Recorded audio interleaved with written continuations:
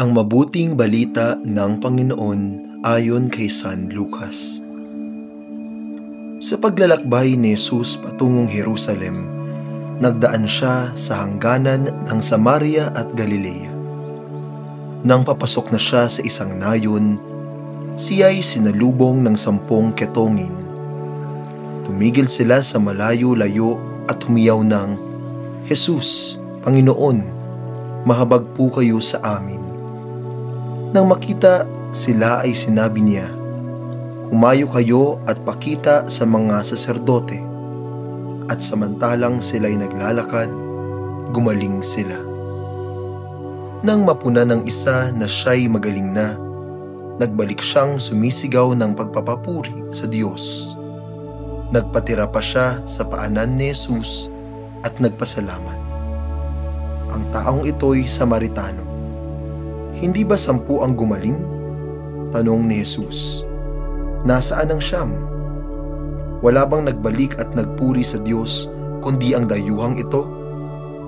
Sinabi sa kanya ni Jesus, "Tumindig ka't humayo sa iyong lakad.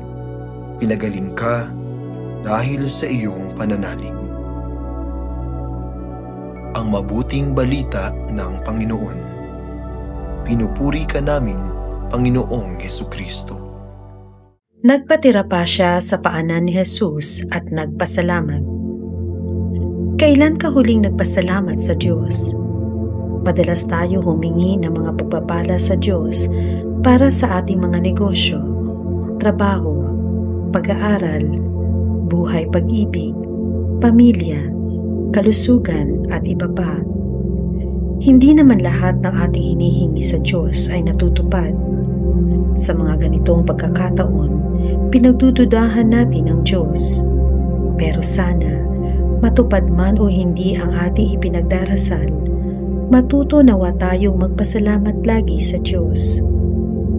Sa mabuting balita sa araw na ito, iisa lamang ang pinanghawakang kasiguraduhan ng mga ketongin nang lumapit sila kay Jesus, at ito ay ang tiwala.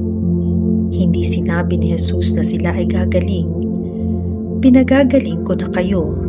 Sa halip, ang tugon ni Jesus sa kanilang pagsamo ay, "Humayo kayo at ipakita sa mga saserdote." Bagamat di malinaw sa simula, unti-unting nagliwanag ang lahat.